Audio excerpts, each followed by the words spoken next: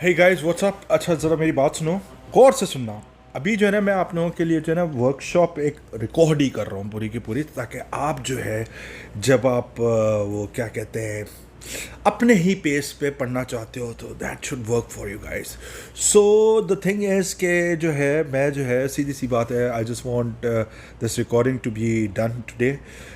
कोशिश करता हूँ कि लंबी हो, जितना हो सकता है इसमें जो भी मटेरियल होगा I try my level best to inject as much material into this as possible. लेकिन वही बात है कि कुछ भी आ सकता है, लेकिन वही बात है कि एटलीस्ट आपको दिमाग में तो होना चाहिए ना कि क्या चीज़ आने वाली है, कैसा होगा, ठीक है। So I try my level best to make sure that everything is included in this workshop guys. तो सी यू गाइज, मैं क्लास स्टार्ट कर रहा हूँ, ठीक है। अच्छा जी, अब सबसे पहली चीज़ है ये, मैंने एक बड़े सारे सवाल जो है ना मैंने निकाल के रखे हैं आप लोगों के लिए। आप लोगों के लिए मैंने सवाल निकाल के रखे हैं and I am going to be solving all of these questions for you guys. I know this is going to take a lot of time. मैं बीच में ब्रेक्स भी लूँगा, लेकिन ब्रेक्स ऑब्वियस ही बात है वो पॉज करके होगा तो वो आपको नज़र नहीं आएगा ब्रेक जो मैं ले रहा हूँ। अब ज़ाहिर सी बात है करना तो है ना, there is no other way. अच्छा, सबसे पहली बात है figure 1.1 is the speed time graph for a stone as it falls to the ground. Okay, by the way, मैंने इधर क्या लिखा हुआ है, गेम चेंजर वर्कशॉप।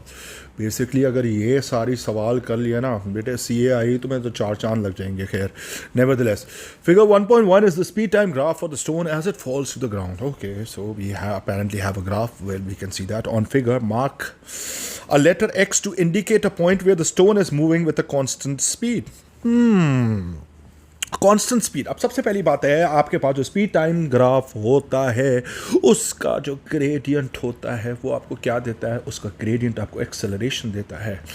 अब सीधी सी बात है, हमें पता है कि इधर से लेकर इधर तक जो ग्रेडियंट है वो ज़ीरो है।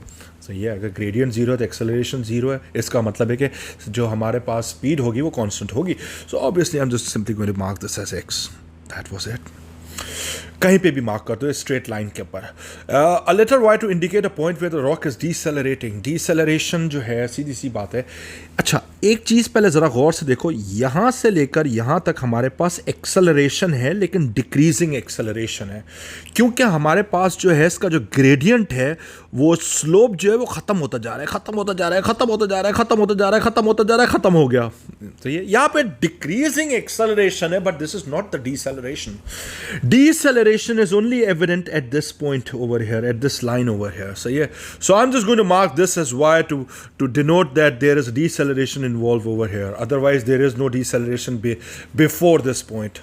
Anyways, फिर मुझे कहता है at time t is equal to 0. अच्छा, okay, at time t is equal to 0. I think I should also keep my calculator with me.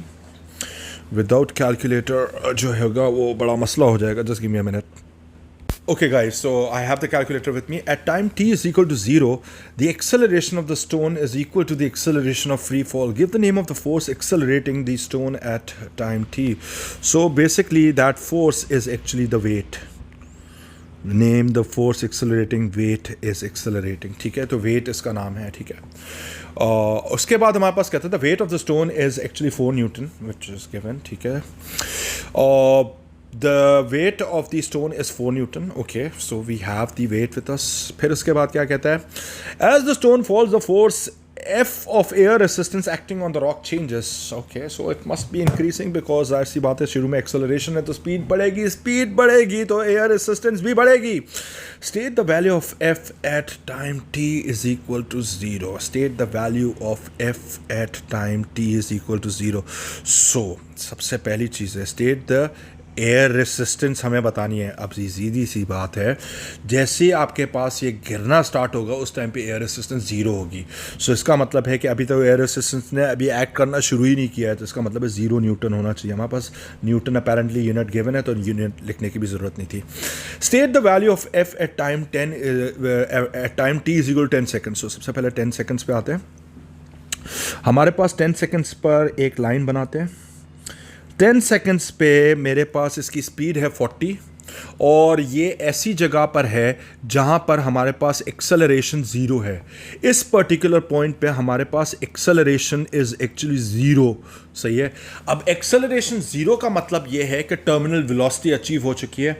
अगर टर्मिनल वेलोसिटी अचीव हो चुकी है तो इसका मतलब है air resistance must be equal to the weight. So इसका मतलब है the F force which is the air resistance force must be equal to the weight. The weight of the stone is given to us as 4 newton, so this is also going to be 4.0 Newton as stated. Suggest why F changes between t is equal to 0 seconds and t is equal to 10 seconds. अच्छा, ये force जो ये जो air resistive force थी ये 10 seconds तक क्यों changes आए इसके अंदर। सही है। सबसे पहली चीज़ है एज दी, मैं इसको पहले लिख लेता हूँ फिर उसके बाद इसको रीड करूँगा। अच्छा guys, I need your attention. As the stone falls, speed of the stone increases, ठीक है। So air resistance F also increases. At around 7 second mark, air resistance जो कि force F थी becomes equal to the weight, ठीक है। So F stops changing. ये हमारे पास मैंने पूरी की पूरी कहानी मैंने बता दी है कि बस at around 7 seconds मेरे ख्याल से इस पर्टिकुलर पॉइंट पे आके ये चेंज होना ख़त्म हो गया, ठीक है। ये भी हो गया हमारे पास। अच्छा, फिर मुझे बोलता है using figure 1.1 determine the acceleration of the rock at time t is equal to 4 seconds. Okay, so state the unit of your answer. We need to find the acceleration. Okay, state the unit of your, you need to draw a tangent to the graph in this to show your working. Obviously tangent के बगैर हम लोग कर नहीं सकते, but इसके अंदर एक limitation मेरे पास ये है, tangent line बना तो सकते हैं लेकिन वो ऐसी मज़े की लाइन नहीं आएगी, थोड़ा सा मुश्किल होता है इसमें बनाना। मैं अभी एक अंदाजे से लाइन बना रहा हूँ, टेंजेंट लाइन। वेल ये let this be the tangent line, ठीक है। So basically this is the tangent line मैंने बना दिया है। Although this is not the best way to do it, क्योंकि अगर आप उस पर होते अपने क्या कहते हैं पेपर में होगे तो आपको तो रूलर इस्तेमाल करना पड़ेगा और रूलर भी ट्रांसपेरेंट रखना पड़ेगा to draw this tangent at the 4 second mark.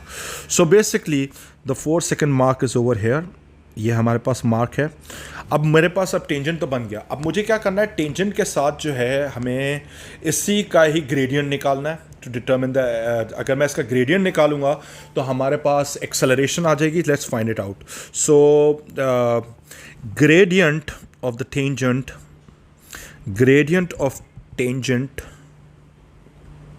must be equal to acceleration, must be equal to acceleration. So this should be equal to, अब इसमें से कोई भी दो कन्वीनियंट वैल्यूज़ लेके हम लोग इससे काम निकाल लेते हैं। So how about I take, एक पॉइंट तो मैं सोच रहा हूँ यही वाला ले लेता हूँ, यही वाला एक पॉइंट ले लेते हैं इसको।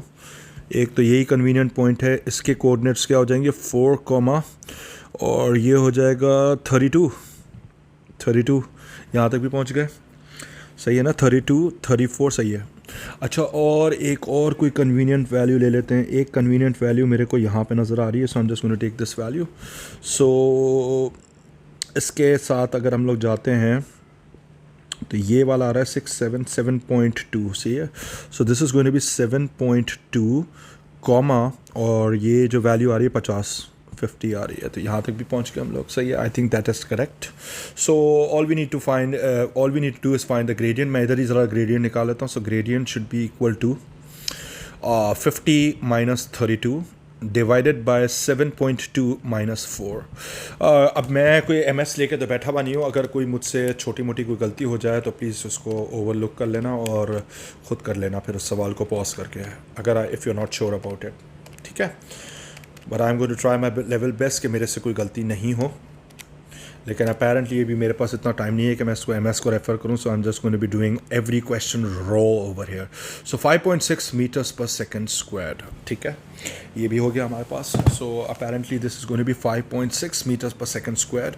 अब यूजिंग द ग्रेडियंट मैंने जो था, this is coming as acceleration is 5.6 meters per second square. Okay, so unit भी हमारे पास आ गए MS-2 और 5.6 यहाँ तक भी पहुँच गया। अच्छा, फिर मुझे कहता है the mass of the stone is 408 grams. Be careful, यहाँ पे ग्राम्स में गिवन है। Determine the force F of air resistance acting on the stone at time t is equal to 4 seconds. ठीक है, तो सबसे पहले तो इसका वेट होगा, वेट माइनस हमें डिटर्मिन F करना है ना, तो हमारे पास एक इक्वेशन लिख सकते हैं। Weight must be the dominating force, जो कि नीचे की तरफ होगी. Weight minus the force F should be equal to mass into acceleration. Well, इसका जो वेट है वो आ जाएगा 408 डिवाइडेड बाय 1000, ताकि ये किलोग्राम्स में कन्वर्ट हो जाए, मल्टीप्लाइड बाय 9.81 ताकि इसका वेट निकल आए, माइनस एफ जो है इसमें जो हमारे पास है जो रिवर्स फोर्स है वो हमें निकालना है. That is our target. और इसका जो मास है वो है 408 divided by 1000. The reason I am dividing this by 1000 is so that this should be in grams, वरना फिर मेरा आंसर न्यूटन्स में नहीं आएगा. मल्टीप्लाइड बाय ए कर दिया. सो let's just find this out. और ए तो हमारे पास थी वैल्यू, सॉरी ए तो हमारे पास है. So a is actually 5.6. So let's just pull this calculation off and let's see what happens. So this is going to be, हमारे पास हो जाएगा, अच्छा जो मेरे पास जो इसमें फोर्स आ रही है कैलकुलेशन के बाद एफ की वैल्यू आ रही है तकरीबन 1.72 न्यूटन. सही है. सो 1.7 न्यूटन तक हम लोग लिख सकते हैं. ये 11 मार्क का सवाल तो हो गया. Let's move on to the next question. Okay, let's look at this question. Figure shows a child sitting on a sledge on a snow-covered hill of a constant slope. We can see that. हमारे पास एक slope है इधर और एक child है. For some odd reason ये नीचे की तरफ जा रहा है और सामने एक दीवार भी लगी हुई है. फिर उसके बाद ये है at time t is equal to 0. The child and the sledge begin to move down the hill in a straight line. We can see that. When the child sees a wall ahead, he applies the brakes. जाहिर सी बात है, वरना दीवार के साथ टकराएगा तो चोट लग सकती है. He applies the brake. The child and the sledge continue to travel in a straight line until they come to a stop before hitting the wall. Okay. they मतलब रुक गया पहले वॉल से. ये अच्छी बात है. Figure 7.2 is the speed time graph for the journey. The brake is applied at t is equal to 26 seconds. So t is equal to 26 seconds पर इसने ब्रेक लगाई है. So I think यहाँ पे ब्रेक लगाई है. So this is the 26 second mark. सही है, यहाँ तक भी पहुँच गए. अच्छा, figure 7.2 shows how the speed of the child and sledge varies over the whole of the journey. Explain why between t is equal to 0 and t is equal to 26 seconds the speed varies in the way shown by the graph. मैं इसका answer prepare करता हूँ, फिर मैं read करता हूँ इसको. Okay, at time t is equal to 0 seconds, speed is equal to 0 meters per second, so air resistance is equal to 0. As the child and the sledge accelerates down the slope, the speed increases. The speed increases. So air resistance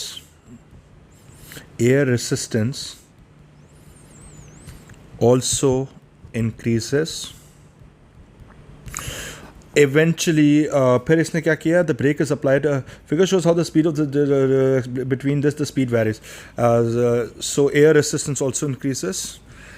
The rate नहीं, एक word होगा.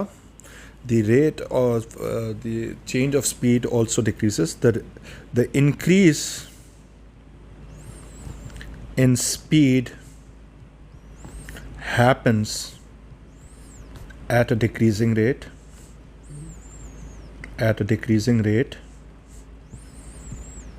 because air resistance is increasing. सही है. ये मैंने लिख दिया था आंसर. आप इसको समझ लो, इस ग्राफ को देख के 2 मिनट इसको पॉज करके इसको समझ लो. अगर कोई और बेटर पॉइंट आता तो लिख देना, ठीक है. फिर ये कहता है कि at t is equal to 26 seconds the front of the sledge is 35 meters from the wall. अच्छा, एक डिस्टेंस हमारे पास रह गया. Determine the distance between the front of the sledge and the wall when the sledge stops. अच्छा, ये 35 हमारे पास एक फासला है जहाँ पे इसने सोचा कि ब्रेक लगा लेते हैं, ठीक है. तो अभी मुझे निकालना है कि इसके बाद कितना डिस्टेंस इसने कवर किया है, ठीक है. नहीं मतलब इसके बाद नहीं, मतलब कहने का मतलब है कि हुआ ये है इस डायग्राम में, सपोज करो यहाँ पे पहुँचा, यहाँ पे ये पहुँचा चाइल्ड, और यहाँ से लेकर यहाँ तक का जो डिस्टेंस है वो 35 मीटर्स है, ठीक है. अब इसने जब ब्रेक लगाई है तो ये कितने फासले पे दीवार से वो निकालना है हमें, समझ गए? तो हम एक काम कर सकते हैं, हमें पता है कि स्पीड टाइम ग्राफ है। स्पीड टाइम ग्राफ का जो एरिया अंडर द ग्राफ होता है वो हमें क्या देता है? Area under the speed time graph gives you the distance travelled. So we can find the distance travelled. हमें कुछ भी नहीं करना, हमें सिर्फ इस पार्ट का एरिया निकालना है हमें। सही है, इस पार्ट का मैं एरिया निकालूंगा। सही है। So basically this is a triangle, we can simply find it out. Let's just do that. So I am just going to pull this calculation off. Let's see, इधर ही कर लेते हैं। थोड़ा सा पेन मोटा यूज कर लेते हैं। So area must be equal to half into, यहाँ पे कितना था? 26 था, 28 है तो ये हो जाएगा 30 हो जाएगा। 28, 30, 32, 24, 26 सही है। सो 26 to 30 हमारे पास ये टाइम आ रहा है। So that should be equal to 4 seconds. So 4 units base हो गया। और इसकी जो हाइट आ रही है, हाइट वाली लाइन, ये वाली लाइन पहले बना लेते हैं, इधर तक देखते हैं, इसको सही करते हैं। I think that's it. So basically this is the point over here. Apparently थोड़ा सा ऊपर थी ये लाइन, लेकिन खैर है। अच्छा, इधर तक अगर हम लोग आ रहे हैं तो ये हो जाएगा 12। और एक मिनट, ये 4 है ना, तो 4 का मतलब ये हुआ, ये 2 हो गया। तो 5 ब्लॉक्स जो है 2 डिवाइडेड बाय 5 करो तो एक ब्लॉक 0.4 के बराबर है। सो बेसिकली ये हो जाएगा, काउंट करें, 12.4, 12.8, 13.2, 13.6 और ये हो जाएगा 14। सही है, मैंने सही कैलकुलेट कर रहा हूँ। 14.4, 14.8 और ये हो जाएगा 15.2, यानी 15.2 हमारा टारगेट अचीव हो गया। बेसिकली ये लाइन इधर थी कुछ, ठीक है। सो 15.2 हमने निकाल लिया। इसको भी मैं निकाल लेता हूँ। तो ये आ गया 15.2, इसकी हाइट आ जाएगी। So this is going to be 15.2, यहाँ तक भी पहुँच गए। अब इसका मैं एरिया अंडर द ग्राफ निकाल लेते हैं। So this area is going to be 0.5 multiplied by 4 multiplied by 15.2 and that should be equal to 30.4 meters. ठीक है, 30.4 मीटर्स आ गया, यानी ये हमारे पास था stopping distance. Okay, determine the distance between the front of the sledge and the wall when the sledge stops. So basically 35 meters का limit था और हम लोग रुके हैं कहाँ पर आकर? 30.4 मीटर्स पर। 30.4 मीटर्स। तो अभी दीवार कितनी आ गई हमारे पास? So distance of wall remaining must be 35 minus 30.4. So 35 minus 30.4 निकाला, so that should be equal to 4.6. So 4.6 meters पहले जो है ये रुक गया दीवार से, 4.6 meters पहले। यानी अगर मैं इस डायग्राम पे जाऊं, so basically this is actually 4.6 meters. सही है? I hope this is clear. So working तो सही है, बाकी आप कैलकुलेशन देख लेना। अच्छा, फिर ये कहता है at t is equal to 26 seconds the child and the sledge begin to decelerate. Determine the size of the deceleration. So we need to find the size of the deceleration involve. 26 seconds के बाद जो है deceleration है। सो हम लोग use कर सकते हैं acceleration is equal to v minus U over t कर लेते हैं। सो फाइनल स्पीड इसकी 0 है। इनिशियल स्पीड इसकी जो थी वो हमारे पास हमने अभी थोड़ी देर पहले निकाला था, ये थी 15.2।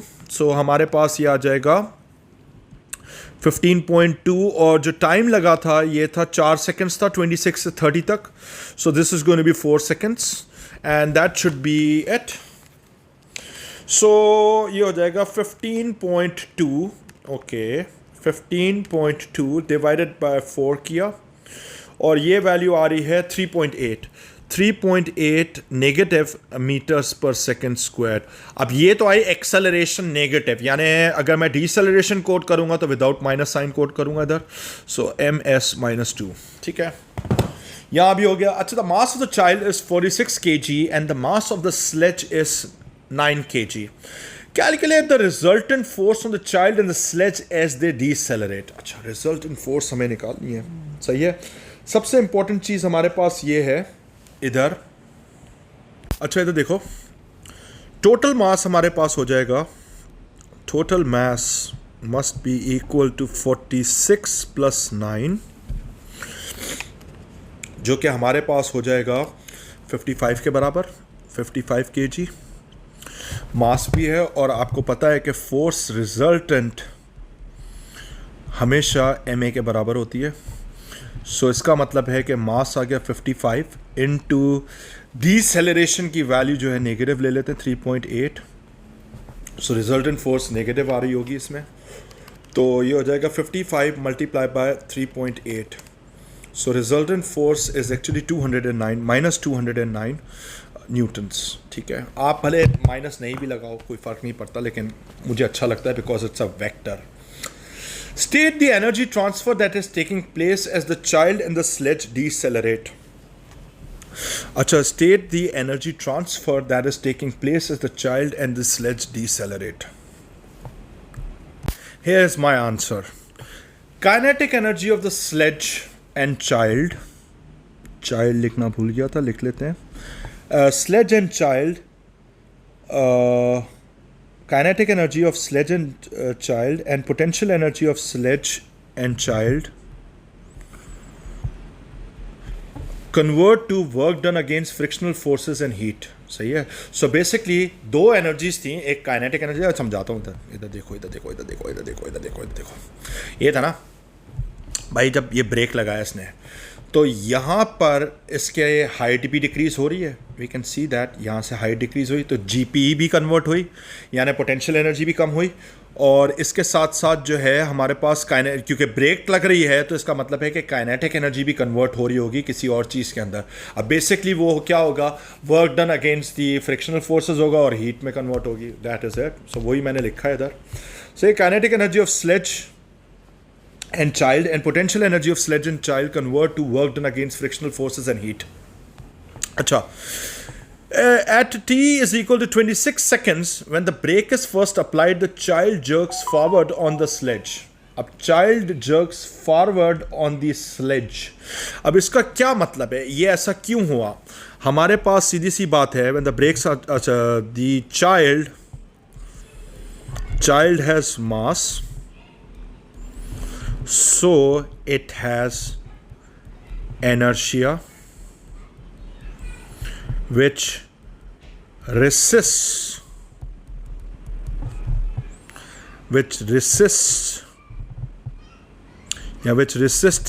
changes in motion. So here, when the brake is first applied, the child jerks forward on the sledge. Child has mass, so it has inertia which resists changes in motion. So that should be it, right? That should be it. ठीक है? Figure shows the man of the mass 80 kg standing in a lift elevator. हमारे पास एक आदमी है, खड़ा हुआ है उसमें। The gravitational field strength G is 10. Calculate the weight of the man. So we'll calculate the weight of the man using this value.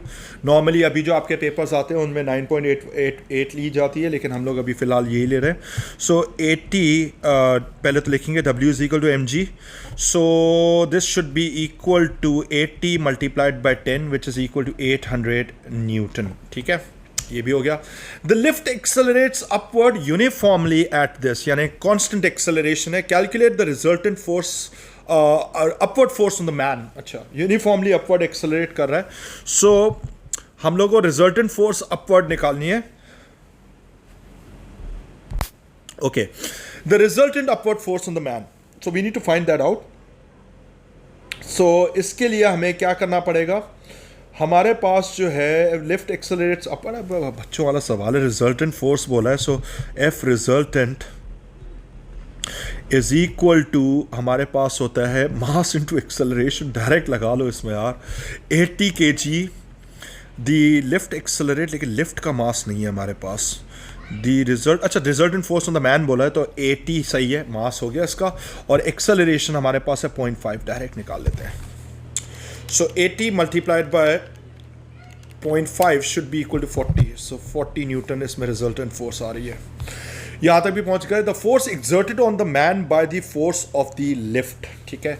So force upward minus weight should be equal to F resultant, जो कि अभी हमने निकाला था, which is equal to M A by the way. So F अब हमारे को निकालना है, माइनस इसका वेट कितना था, 800 न्यूटन था, 800 न्यूटन था इसका वेट. और जो रिजल्टेंट फोर्स जो आ रही थी वो थी, कितनी आ रही थी, वो आ रही थी 40, ठीक है, 40 न्यूटन. सो इसको हम लोग यहाँ पे रिजल्टेंट लगा देते 40 न्यूटन. तो एफ अप की जो वैल्यू आ रही होगी वो आ रही होगी, जाहिर सी बात है, 40 plus 800 and that should be equal to 840. So 840 newton जो है that is the force upward. 840 newton is the force upward. Force upward 840 थी, और जो डाउनवर्ड फोर्स थी वो वेट था, वो था हमारे पास 800 न्यूटन, तो रिजल्टेंट 40 न्यूटन था. तो इसका मतलब है हमारे पास सारी चीज़ें सही जा रही हैं, ठीक है. अब ये कहता है the lift accelerates upwards uniformly from rest for 4 seconds. अच्छा, uniformly from rest for 4 seconds. अब लिफ्ट एक्सेलरेट कर रही है 4 सेकेंड्स पे, 4 seconds तक, and then decelerates uniformly to rest in 4 seconds. The total distance traveled is 8 meters. Sketch the distance time graph for this journey. अब सबसे बड़ा मसला ये है, अब एक चीज याद कर लो इस चीज को, whenever there is an acceleration involved, whenever there is an acceleration involved,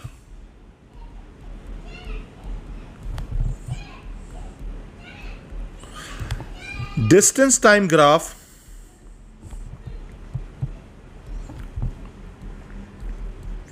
will always have a curve. Will always have a curve. अच्छा, अब सबसे पहली चीज़ है डिस्टेंस टाइम ग्राफ है. माइंड यू ये वेलोसिटी टाइम ग्राफ नहीं है, यहाँ पे हमारे पास कर्व बनेगा. अच्छा, पहले हमारे पास था कि भाई ये यूनिफॉर्मली फ्रॉम रेस्ट अगर गया होगा तो शुरू में इसकी वेलोसिटी ज़ीरो होगी, तो ज़ीरो ग्रेडियंट से स्टार्ट होते होते ग्रेडियंट बढ़ेगा. यानी 4 सेकंड मार्क पर मैं इधर एक क्रॉस पॉइंट लगा लेता हूँ.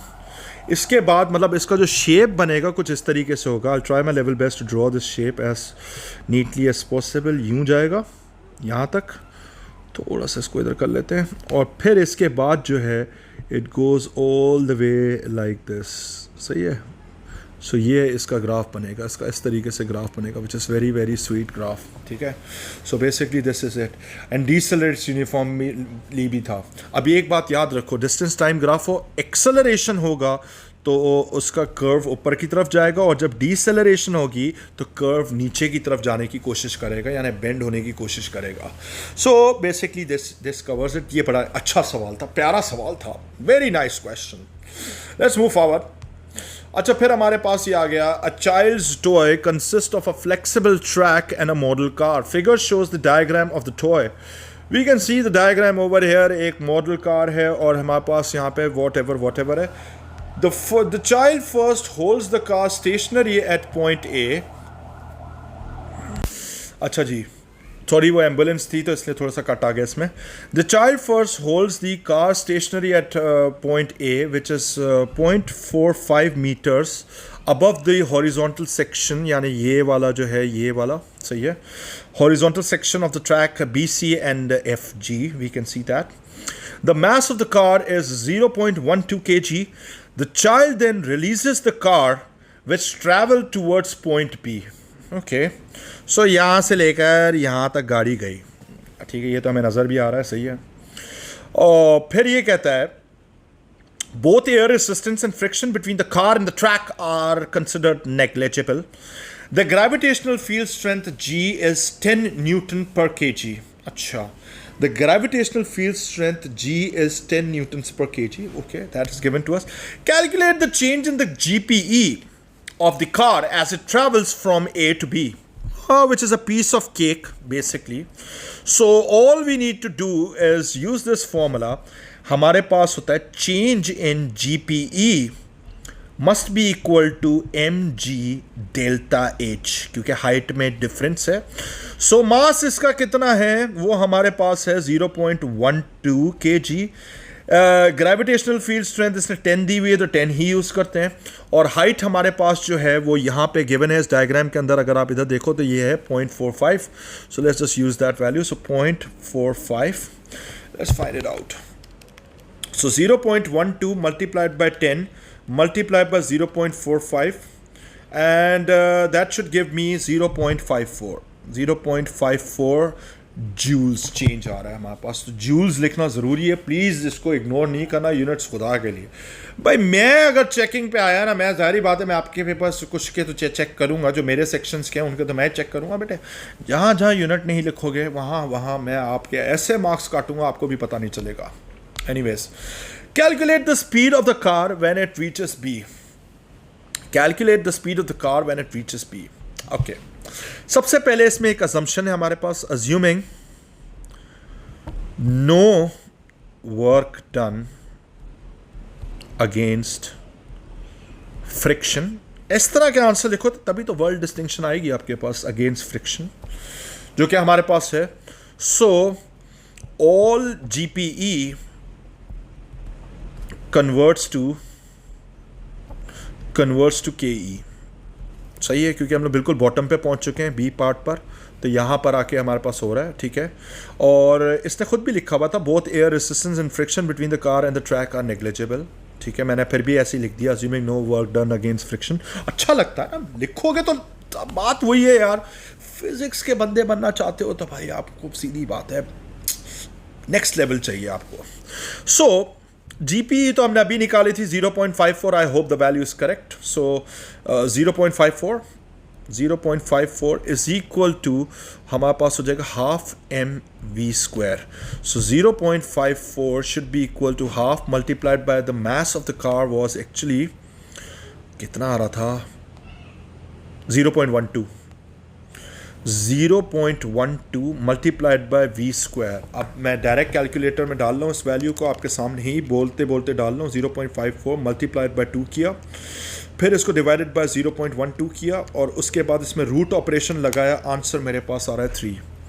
सो v is coming as 3 metres per second. एक और दफ़ा भी कर लेते हैं, मुझे आदत है 2 दफ़ा कैलकुलेशन करने की, जस्ट टू बी श्योर कि हमारे पास कोई गलती नहीं होनी चाहिए.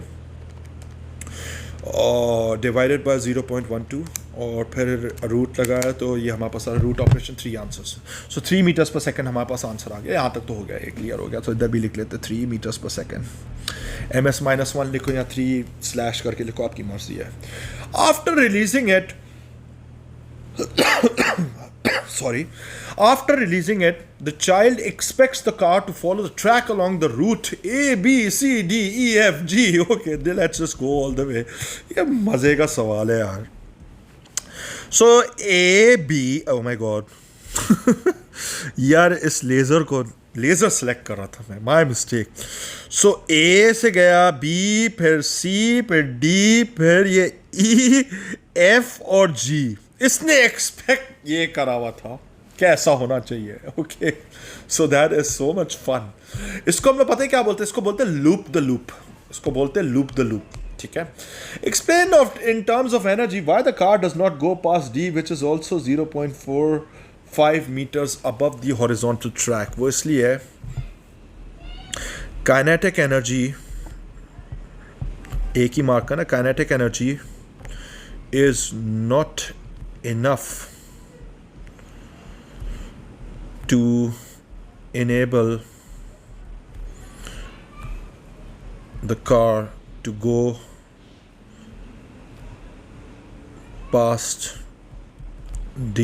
ठीक है. सो काइनेटिक एनर्जी हमारे पास कम थी, वो इस वजह से भी कम है क्योंकि हमने ऑल्दो हमारे पास लॉसेस कुछ भी नहीं है, लेकिन ज़रा सुनो ना, यहाँ से जीपीई केई में कन्वर्ट हुई, लेकिन यहाँ से जीपीई भी तो इसी लेवल पे थी और डी भी सेम लेवल पर ही है, तो यहाँ पे तो कोई लॉसेस नहीं हुए. और इधर आकर फिर हमारे पास जो केई है वो सारी की सारी जीपीई में कन्वर्ट हो गई. लेकिन जीपीई इतनी ही केई थी कि सिर्फ इधर तक ही पहुँच सकता था, ये इतनी थी नहीं हमारे पास केई कि ये पूरा का पूरा घूमता हुआ चला जाए, unless you drop it from a greater height. Immediately after being released at A, the car travels to B, to C, and then to D. Describe the motion of the car as it reaches D. अच्छा, as it reaches D. अभी immediately after being released, the car travels to B, to C, and then to D. Describe the motion of the car after it reaches D. After it reaches D. At D, car stops momentarily. लिखने में क्या है? stops momentarily,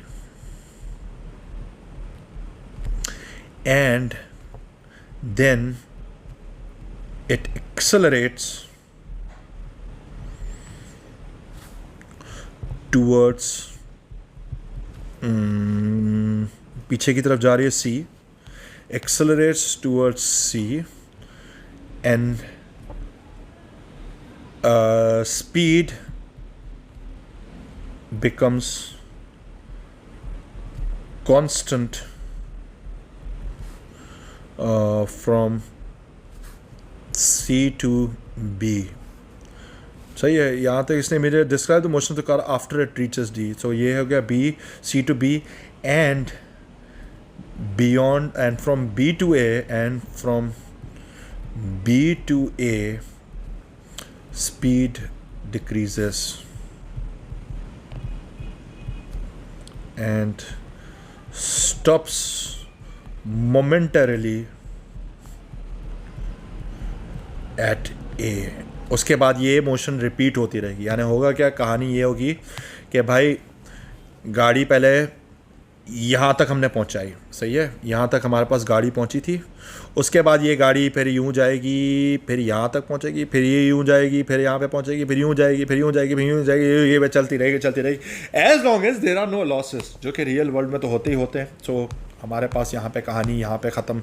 अगर ये ideal दुनिया होती, ये हिलती रहती गाड़ी और हम भी खुश होते रहते, देखते रहते. ओह my God, but you know हमारी दुनिया में चीज़ें रुक जाती है यार.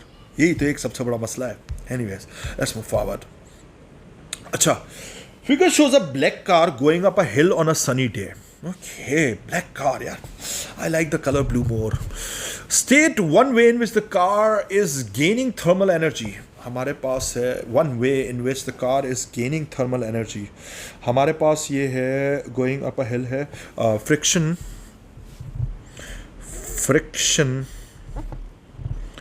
between tires and road lead to heat gain. और इसके अलावा भी हमारे पास सन भी है. सो सनी डे है. हमारे पास infrared radiation from sun, ये भी हो सकता था, from sun entering the car, ये भी हो सकता. One way in which the car is losing thermal energy. Well, apparently one way in which the car is losing thermal energy, since it's a black car, so it is a good radiator as well. So लेकिन one way हाँ यही लिख सकते हैं, since black color is an excellent radiator of heat energy, so it loses heat.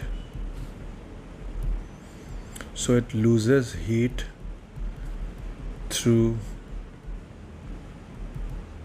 the surface. और इसके अलावा क्या हो सकता था, one way in which the car is losing thermal energy. और इसके अलावा ये होता कि हमारे पास जो होती ठंडी हवा टकराती गाड़ी को, और उसके बाद वो ठंडी हवा जो है ना, हीट एक्सचेंज होता और गर्म गाड़ी और ठंडी हवा के बीच में. यानी हवा गर्म होती, हवा राइस करके भी ऊपर जा सकती थी. This would also be a valid answer for this. ठीक है, खैर, nevertheless the car accelerates up the hill. In addition to an increase in thermal energy, there are other energy transfers taking place. Describe the other energy transfers. It accelerates up the hill. That is important. So इस पे भी discussion करते हैं. अच्छा, इसका जवाब मैंने बनाया है. In addition to an increase in thermal energy, there are other energy transfers taking place. Describe the other energy transfer. सबसे पहली चीज़ है कि यार, अज्यूमिंग कि इसके अंदर फ्यूल बर्न हो रहा है, तो chemical energy of a fuel जो होगी वो तो कम हो रही होगी हमारे पास. इसके साथ साथ हमारे पास जो ग्रेविटेशनल पोटेंशियल एनर्जी होगी वो बढ़ रही होगी, क्योंकि हमारे पास अप हिल जा रही है गाड़ी.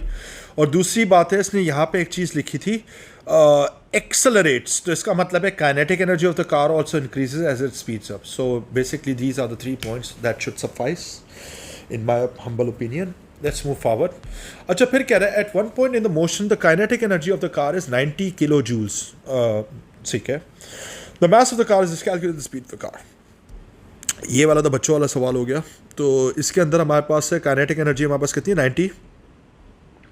90,000 joules must be equal to half into 800 into, वैसे बेसिकली मैं क्या कर रहा हूँ, K E K which is the kinetic energy is equal to half M V square use कर रहा हूँ मैं इधर. सही है. सो ये फॉर्मूला भी आप लिख लेना पेपर के अंदर जब भी आए तो इसका मतलब है इधर वी कितनी आ रही है हमारे पास, वी जो है V is our target, so V square लिखा है इधर. Let's find it out. So this is going to be 90,000 multiplied by 2 और फिर डिवाइडेड बाय 800 किया. और इसी के ऊपर रूट ऑपरेशन लगाया तो मेरे पास ये तकरीबन आ रहा है 15 metres per second. So v is equal to 15 metres per second. ये भी आ गया हमारे पास जवाब इसका. हो गया ये वाला सवाल सॉल्व. Let's move forward. अच्छा, फिर ये कह रहा है figure shows a steel spring. Describe an experimental procedure for obtaining the results needed to plot an extension load graph for the spring. अच्छा, experimental procedure for obtaining the results needed to plot an extension load graph for this spring. अब इसके अंदर हमारे पास एक steel spring है. Describe, एक काम कर सकते हैं, इसको हम लोग इस स्प्रिंग को कहीं पे लटका सकते हैं इसको इस तरीके से, और उसके बाद जो है इसमें हम लोग लोड जो है इंक्रीज़ करते जा सकते हैं. मेरा आइडिया पहले सुन लो. आइडिया ये, पहले छोटा लोड लगाया, फिर इससे बड़ा लोड लगाया, फिर इससे बड़ा लोड लगाया, और इसमें हम लोग क्या करेंगे कि इसकी बार बार एक्सटेंशन हम लोग निकालते जा सकते हैं. एक्सटेंशन का तरीका हमें निकालना पड़ेगा कि एक्सटेंशन किस तरीके से निकालेंगे. तो लेकिन सबसे पहले तो हम लोग इसको वर्टिकली सेट करेंगे. ठीक है. Will set this spring vertical and then we are going to hang loads from it. और लोड जो है मतलब डिफरेंट लोड्स लगाएंगे और हम लोग इसकी एक्सटेंशन निकालते जाएंगे and then we will just plot the graph. So let me write this answer down. ये मेरा एक आंसर है. सेट द स्प्रिंग वर्टिकल, या हैंग द स्प्रिंग वर्टिकल होना चाहिए था. Hang the spring vertical from a retort stand. इसको लटका दिया एक रिटॉर्ट स्टैंड से. Use a ruler to measure original length L. ठीक है. Hang load from spring, measure new length L new. ठीक है. फिर मेजर एक्सटेंशन आप कैलकुलेट एक्सटेंशन कर सकते हो which is equal to L new minus L. जाहिर सी बात है. Repeat with different loads. सही है.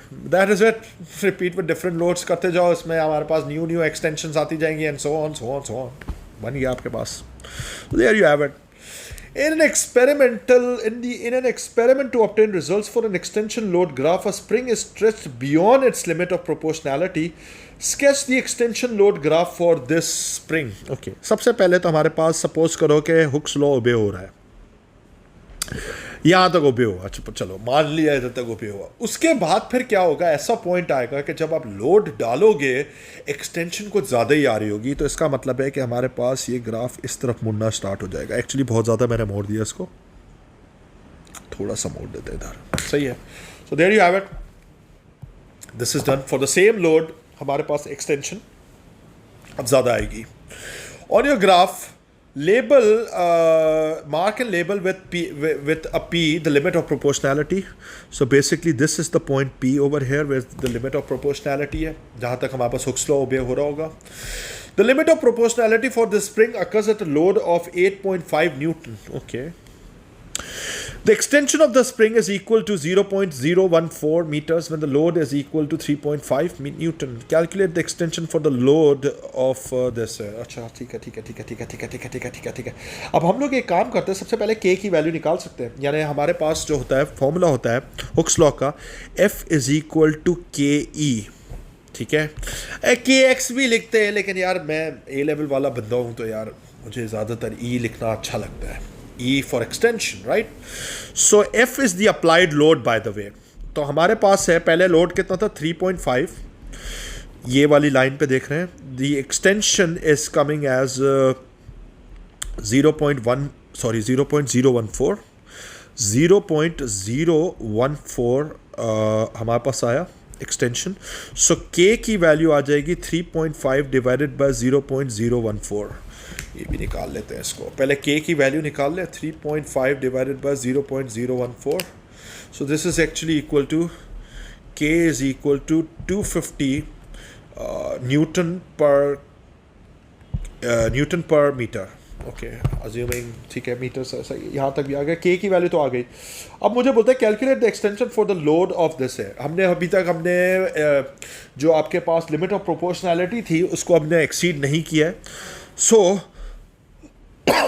sorry, so for new load 5.5 is equal to 250, which is the value of K, multiplied by a new extension E. So let's just calculate this. So this is going to be 5.5 divided by 250, and the value is actually equal to 0.022 meters extension. ठीक है, it makes sense क्योंकि load बढ़ाया तो extension भी बढ़ी, जाहिर सी बात है, यही होना चाहिए था, ऐसे ही हुआ। Anyways, let's move forward. अच्छा, फिर हमारे पास ये आ रहा है एक और सवाल आ गया है, इसको भी देख लेते हैं, करते हैं, या थोड़ा सा ब्रेक ले लूँ। अच्छा जी, figure shows a wooden bench of weight 2000 Newton. Okay, we can see that. Each of the two supports has an area. Support हमारे पास ये रही, इधर देख सकते हो आप, this is the support, this is the support.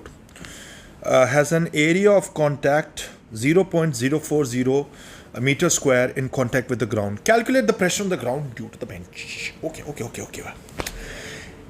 Each of the two supports था, तो total हमें pressure निकालना पड़ेगा. So total pressure must be equal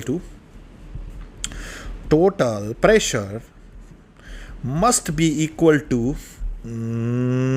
force per unit area, where force is the weight, per total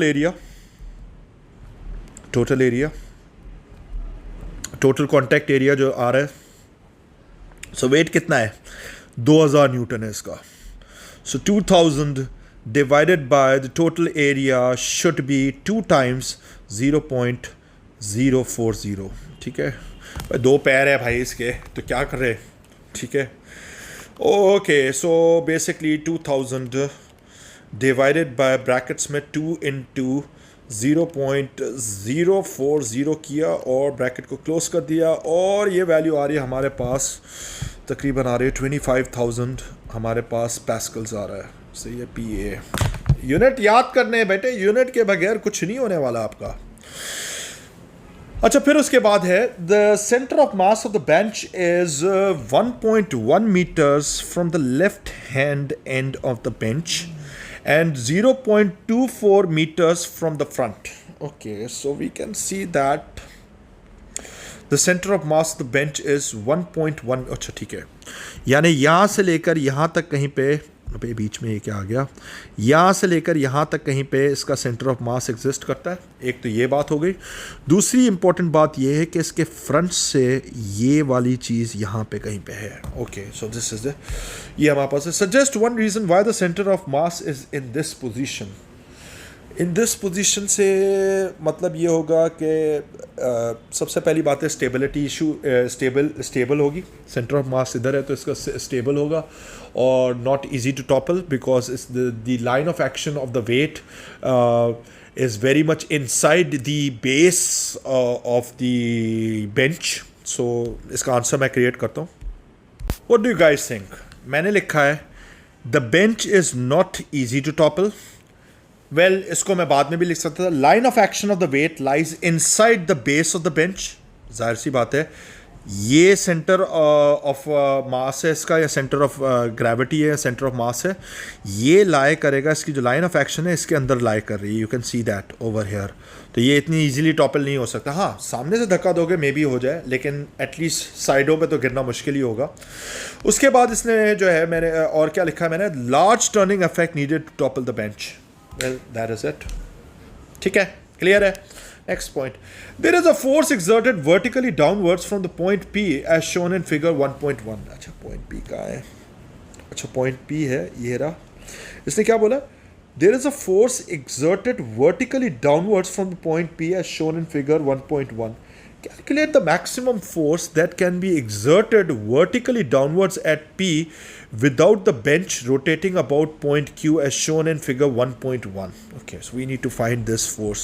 अब basically ये force जो है vertically downwards इधर exert हो रही है, इस point P पर है. Let's mark this as point P which is over here, और एक force downward की तरफ लग रही है. Let this force be F. ठीक है, इसका वेट जो है डेड सेंटर में है और that weight is actually 2000 newton. सही है, ये भी हो गया हमारे पास. और ये पॉइंट क्यू है जो टॉपलिंग जो हमारे पास पिवट की तरह सर्व करेगा. So let's mark this as the pivot. अब हमें ये चीज़ हमें पूरा का पूरा इसको जो है ना हमें करना है, कैलकुलेशन करनी है इसके ऊपर. सो सबसे पहली चीज़ है इसका पिवट से जो फासला है वो है. अच्छा, इधर एक चीज़ नोटिस करो, ये जो फोर्स होगी F इसको इस तरफ घुमाने की कोशिश कर रही होगी, और जो इस बेंच का जो अपना वेट है वो इसको इस तरफ घुमाने की कोशिश कर रही होगी. अग्रीड, ये चीज़ है. हम लोग बराबर कर लेते हैं क्योंकि अभी तो हमें तो सिर्फ इतना करना है ना कि बस टिपिंग पॉइंट तक पहुंच जाए बट टिप नहीं हो. So let's find this force F. ठीक है, maximum force F. So F multiplied by हमारे पास हो जाएगा, बल्कि मैं इसको यूं भी लिख सकता था पहले, सम ऑफ क्लॉकवाइज. अब इतना कौन लिखे, आप पेपर में लिख कर आना, sum of clockwise moments about the point about the pivot must be equal to sum of anticlockwise moments about that same pivot. So मैं अभी डिटेल में नहीं जाऊंगा. सो F मल्टीप्लाइड बाय 0.25, 0.25 यहाँ तक भी पहुंच गए. और फिर उसके बाद हमारे पास है 2000 न्यूटन. 2000 न्यूटन मल्टीप्लाइड बाय, इस न्यूटन को हटा देते हैं क्योंकि ज़रूरत नहीं है, क्योंकि हम लोग अभी कुछ भी इसका कोई काम नहीं है. अब इसका डिस्टेंस मुझे निकालना है इस पॉइंट इधर से लेकर, यानी कहने का मतलब है मुझे जो डिस्टेंस अभी चाहिए यहाँ से लेकर यहाँ तक का डिस्टेंस चाहिए ताकि इधर तक आए मेरे पास. This distance is needed. सही है. सो हमें पता है कि बेंच जो आधी बेंच है वो हो जाएगी 1.1. 1.1 में से 0.25 माइनस करूँगा तो मेरे पास ये वाला डिस्टेंस आ जाएगा. सो मैं निकाल लेता हूँ. ओ माय गॉड, कैलकुलेटर में डाल लें. 1.1 माइनस 0.25, ये किया तो ये आ रहा है 0.85. So this is 0.85 metres.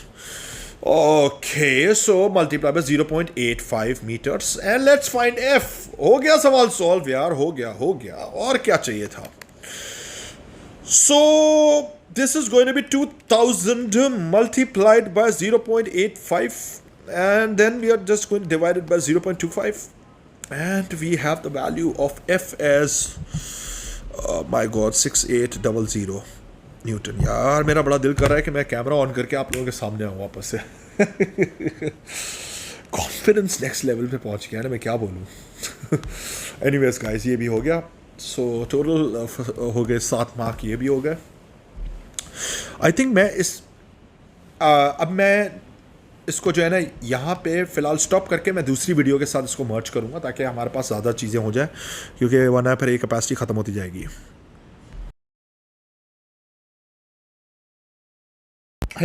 Hey guys, what's up. अच्छा, अब हम चल रहे हैं. मैंने पहले एक सेगमेंट पूरा किया, अब हम लोग दूसरे सेगमेंट पे जा रहे हैं. कंटिन्यूटी चलती जा रही है. तो बस अब जो है ना, अब मैं आप लोगों को क्या बोलूँ, feeling so confident my God.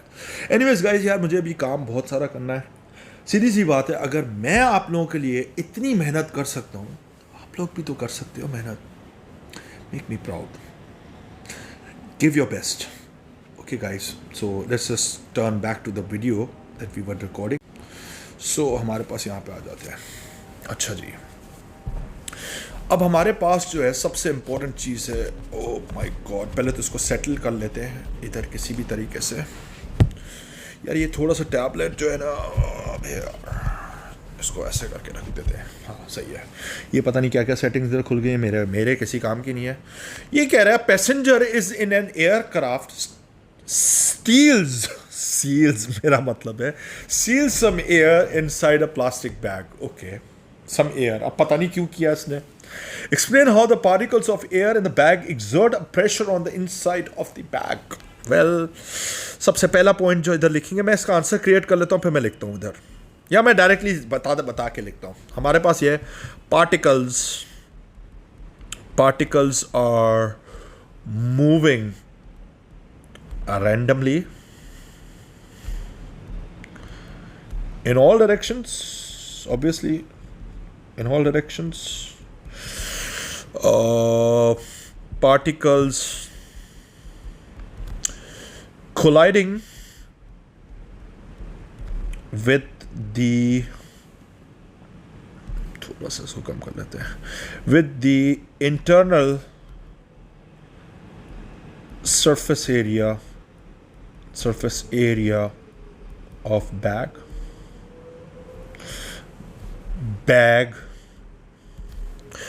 ये हो गया. फिर उसके बाद क्या है, so force exerted per unit internal area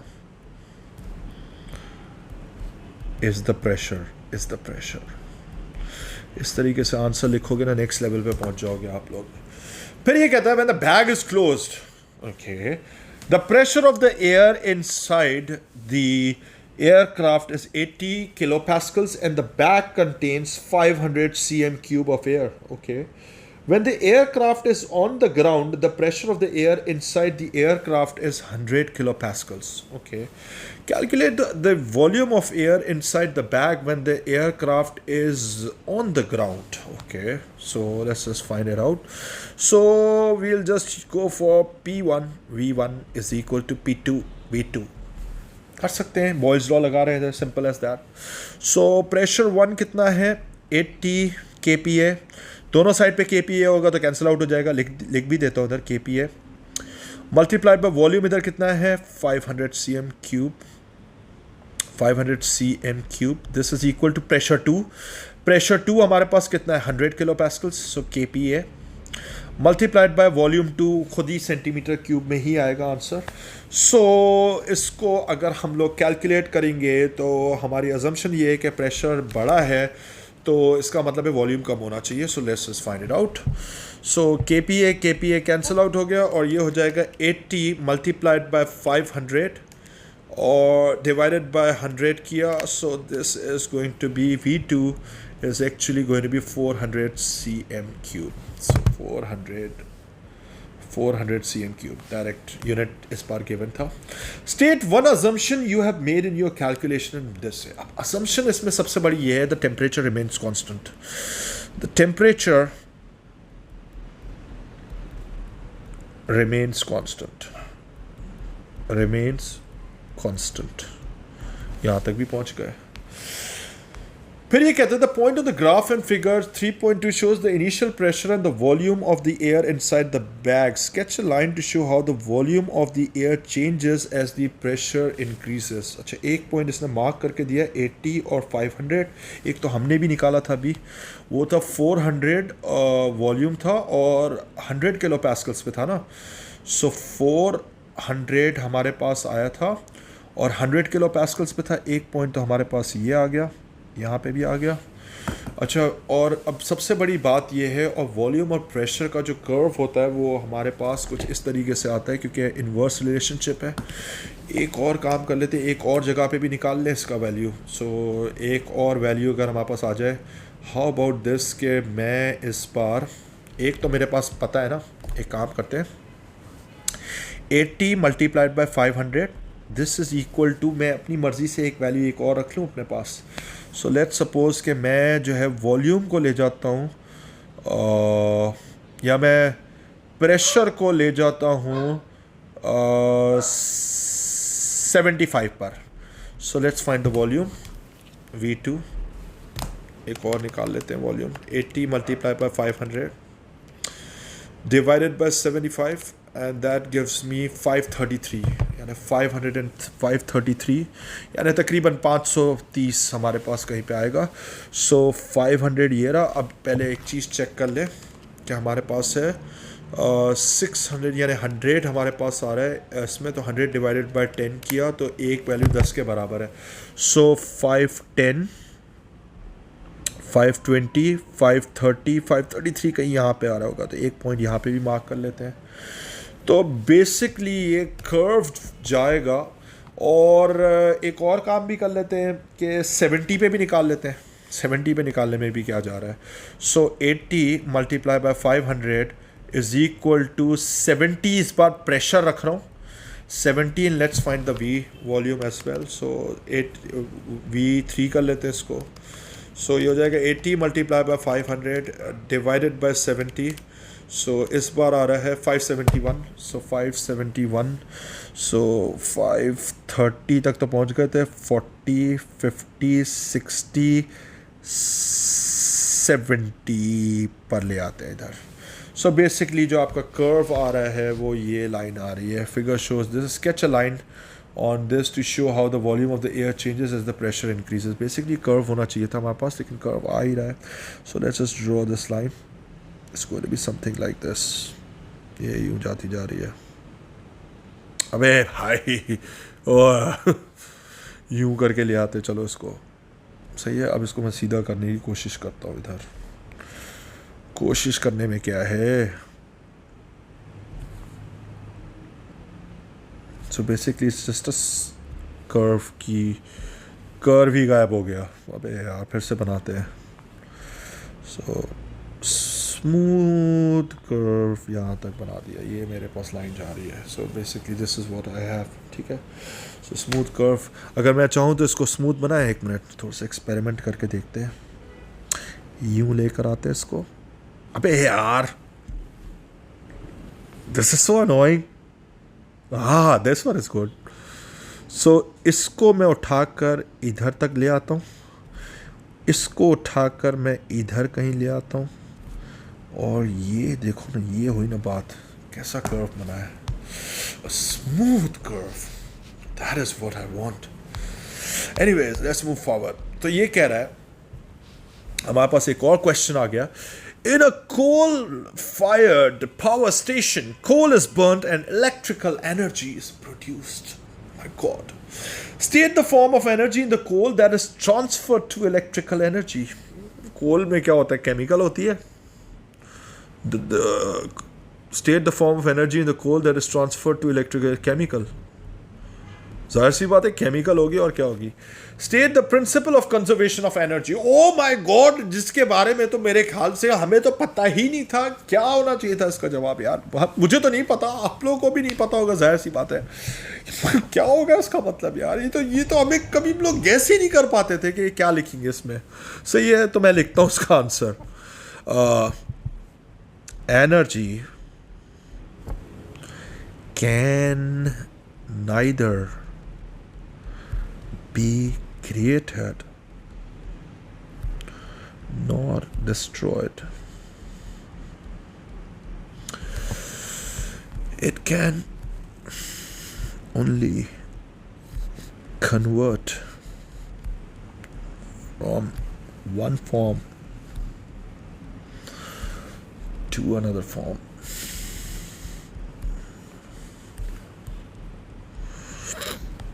रोना आ गया इसको लिखते हुए। अच्छा गाइस, ठीक है।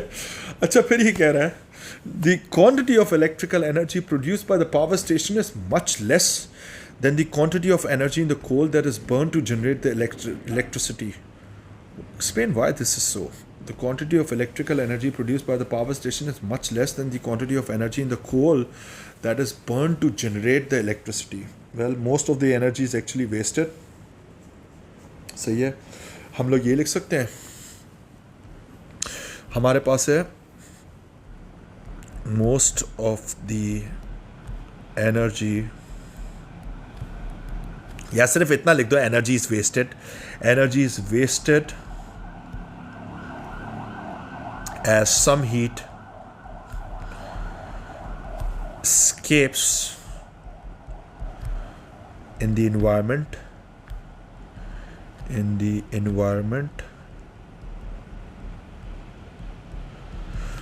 Most of the energy is wasted as some heat, बल्कि सिर्फ इसको ये हटा देते हैं। The energy is wasted as some heat escapes in the environment। और इसके अलावा क्या है, बेसिकली हम टर्बाइंस को रोटेट करना चाह रहे होते हैं ना, तो हमारे पास ये होता है नॉट ऑल, और क्या हो सकता है, और भी इसके साथ एक और पॉइंट होना चाहिए, energy is wasted as some heat escapes in the environment, और इसके अलावा हमारे पास ये होगा सम एनर्जी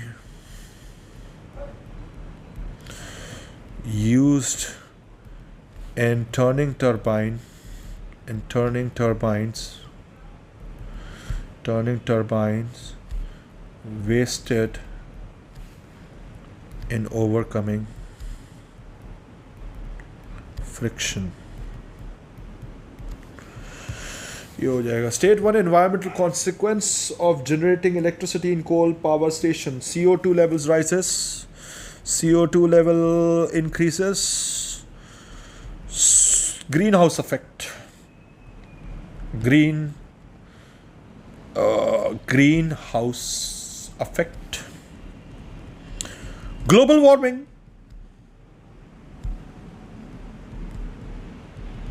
सही है.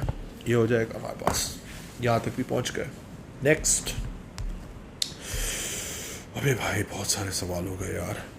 One type of renewable energy source is shown in figure 4.1. लेकिन हम गिव अप नहीं करेंगे, हम आपके साथ बैठे हुए हैं यार. जब मैं इतनी मेहनत कर रहा हूँ तो आप भी करो ना यार, थोड़ा सा ब्रेक ले लो. Okay, let's continue. One type of renewable energy source is shown in figure 4.1. ठीक है.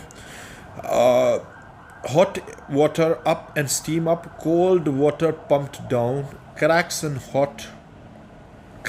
hot rocks. Okay. State the name of renewable energy source shown in figure 4.1. Geothermal energy. अच्छा, अब ये क्वेश्चन आया MC डेल्टा टी का. 100 kg of cold water at a temperature of 20 degrees Celsius is pumped down to the hot rocks. The water returns partly as steam and partly as hot water. The steam and the hot water are both at a temperature of 100 degrees Celsius. The specific heat capacity of water is 4,200 joules per kg per degree Celsius. Calculate the energy needed to heat 1000 kg of water from 20 to 100 degrees Celsius. So, chilled question है. Q is equal to MC sorry, MC delta T. So, mass कितना है इसका? 1000 है. Specific heat capacity कितनी है? 4200 है. और change in temperature, oh my god, 800 minus 20, 80 kelvins. यहाँ तक भी पहुँच गए. So finally, let's just pull this calculation off and let's see what happens. So 1000 multiplied by 4200 multiplied by 80, and that should give me, इसको engineering mode में ले जाते हैं. So ये आ जाएगा हमारे पास 3.36 into 10 raised to power 8 joules. सही है.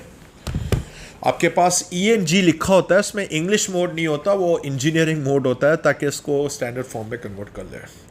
Explain why more energy is transferred. एक मिनट, क्या लिखा इसने? Explain why more energy is transferred when 1 kg of the steam cools to 20 degrees Celsius than when 1 kilogram of hot water cools to 20 degrees Celsius. More energy is transferred. 1 kg of steam cools to 20, then when this. Your answer should include a reference to the arrangement of particles and liquids and in gases in your answer. अजान भी हो रही है, मैं थोड़ा pause करके इसका answer create करता हूँ. इसका आंसर मैंने बनाया है कि भाई सबसे पहली चीज़ें देखो, एक तो था गर्म पानी और एक है स्टीम. गर्म पानी ठंडा जल्दी हो जाएगा, ये बात तो हमें भी पता है, लेकिन स्टीम के लिए एडिशनल स्टेप्स होंगे. क्या होंगे वो मैंने इधर मेंशन किए हैं. Steam at 100 degree Celsius changes state from gas to liquid. यानी पहले तो स्टेट चेंज की भी एनर्जी होगी. Latent heat of vaporisation is given out. इस बार क्या होगा कि बेसिकली लेटेंट हीट जो होगी हम डाल नहीं रहे, हम जो है इसमें से हम निकाल लें. अगर डालेंगे तो ये स्टीम में कन्वर्ट हो जाएगा, और अगर हम इसमें से निकाल देंगे तो ये जो होगा हमारे पास ये वापस से लिक्विड में चला जाएगा. So particles tend to come closer together, intermolecular forces increases. जाहिर सी बात है लिक्विड फेज में जा रहा है तो ये हो जाएगा हमारे पास. तो इसकी वजह से हमारे पास जो है हमारे पास मोर एनर्जी इज़ नीडेड. ठीक है, ये सारी चीज़ें उसमें रिक्वायर्ड नहीं होती. अगर हॉट वाटर को 20 पे लेके जाते हैं उसमें तो कुछ भी ऐसा नहीं होता. कोई बॉन्ड वॉन्ड जो हमारे पास इंटरमोलिकुलर फोर्सेस का कोई जिक्र ही नहीं होता, उसमें कुछ भी नहीं होता. इसमें टेम्परेचर चेंज होता है, सिंपल. सही है. सो ये चीज़ आपके पास ये है, मेमोराइज कर लो इसको. एनीवेज, अब आया सवाल थोड़ी सी अलग दुनिया का. अच्छा हुआ, शुक्र है यार, जनरल फिजिक्स और उससे दिमाग. अच्छा जी, figure shows light in air. Figure shows light in air incident on the side of a rectangular glass block at an angle of 60 degrees. Okay, so we can see that. The refractive index of the glass is 1.6. So सबसे पहले ये important value हमारे पास यहाँ पे given है. Let me underline this value. The light travels in the glass and is incident on the side XY. Okay, at P. Underline all the terms that describe the wave of light. सबसे पहली बात है, wave of light is electromagnetic. Longitudinal हरगिज़ नहीं है, radio active भी नहीं है, ट्रांसफर्स भी है. सीधी सी बात है. At a point where the light enters the glass the angle of refraction is R. We can see that. Calculate angle of refraction R. So ये वाला भी हमारे पास नॉर्मल के साथ वाला एंगल है, ये भी नॉर्मल के साथ वाला एंगल है. All angles have to be measured with the normal. All angles have to be measured with the normal. All angles have to be measured with the normal. सबसे इंपॉर्टेंट चीज़ है. So we need to calculate this angle R. We have the refractive index. So हमारे पास जो refractive index का formula होता है वो होता है sin theta 1 over sin theta 2. sin theta 1 जो होता है वो हमेशा लेस डेंस वाला एंगल आता है, तो sin हमारे पास आ जाएगा sin 60 और sin R जो है वो अंदर नीचे आ जाएगा. इधर यहाँ तक भी पहुँच गए. And this is equal to the refractive index which is actually 1.6. So use your calculator in degree mode to get the answer. Please खुदा के वास्ते रेडियन मोड में लिख के कैलकुलेटर को लेके जाओगे, हमेशा गलत जवाब आएगा. डिग्री पे रखना, ठीक है. सो सबसे पहली चीज़ें हो जाएगा sin 60 डिवाइडेड बाय 1.6 किया और उसके बाद शिफ्ट साइन इनवर्स आंसर और फिर ब्रैकेट को क्लोज किया. And this gives me 32.8 degrees. ठीक है, डिग्री का साइन पहले ही था तो जरूरत नहीं थी, क्या लगा दिया. Calculate the critical angle C for light travelling in the block. Well हमारे पास क्रिटिकल एंगल का एक शॉर्टकट फॉर्मूला होता है. Refractive index is equal to 1 over sin c. So sin c must be equal to 1 over the refractive index, which is 1.6, right? So once again using the trusted calculator, shift Casio का ही calculator लेना और कोई calculator नहीं. Casio is expensive but it is important, it is worth it every penny. So the critical angle C is actually equal to 38.7 degrees. Okay, so 38.7 degrees पे आ रहा है. एट पी जो है, पी वाला पॉइंट जो है वो ये रहा. सही है. मुझे बोलता है at P the angle theta between the ray and the normal is given by whatever. State and explain what happens to the light when it is incident on the side XY. पहले हम लोग जाते हैं. So angle जो theta है that is equal to 90 minus R. 90 minus R हमारे पास जो था वो कर लेते हैं, इधर ही कर लेते हैं, डायरेक्ट कर लेते हैं. So 90 minus 32.8 is equal to 57. Theta is equal to 57.2 degrees. ठीक है. सो इसका मतलब है ये आ रहा है 57.2 डिग्रीज, जो कि बहुत बड़ा है भाई उससे. किससे? आपके क्रिटिकल एंगल से बहुत ज़्यादा बड़ा है वैल्यू. Oh my God. तो जाहिर सी बात है इधर से तो सवाल ही नहीं पैदा होता कि लाइट इधर से निकले. सो यहाँ पर हमारे पास जो होगी, क्या कॉन्सेप्ट होगा? टोटल इंटरनल रिफ्लेक्शन होगी. सो आपके पास जो होगी ये लाइट यहां पे चली जाएगी, फिर इधर से शायद बाहर निकल आएगी. तो अभी हम लोग फिलहाल इसको, तो पहले मैं एक काम करता हूं, इधर हम लोग बना लेते हैं एक अंदाजे से. ये ऐसे होगा नहीं, ऐसे होगा नहीं यार, इसके बिल्कुल ऑलमोस्ट यार, इसकी डायग्राम मुझे लग रहा है बिल्कुल डेड सेंटर है, तो इसका मतलब है इधर ही आएगा ये। सही है, ये भी हो गया। सो इसका मतलब है this angle should also be equal to 57.2, क्योंकि यहाँ पे TIR हुआ, टोटल इंटरनल रिफ्लेक्शन हुई। तो पहले पूछा क्या है सवाल है, eight state and explain what happens to light when it is incident on side XY। हमारे पास है स्टेट एंड एक्सप्लेन, तो हमारे पास है लाइट रिफ्लेक्ट्स। अबे भाई लाइट रिफ्लेक्ट्स लिख रहा हूं, रिफ्लेक्ट्स टूवर्ड्स साइड साइड, अब वायर का तो कोई है ही नहीं, towards the right side, side towards right side, towards right side as shown on diagram. मैंने डायग्राम में शो कर दिया तो मैं लिख सकता हूँ as shown on diagram, as shown on diagram, because incident angle of incidence, incidence at P is greater than the critical angle, is greater than the critical angle. So TIR, so total internal reflection. हो गया sir जी, हो गया ये वाला सवाल solve. आगे चलते हैं। मुझे बोलता है X rays are transverse waves that are part of the spectrum of waves. State the name of the spectrum of wave that includes X rays. Spectrum of waves, electromagnetic spectrum, electromagnetic spectrum.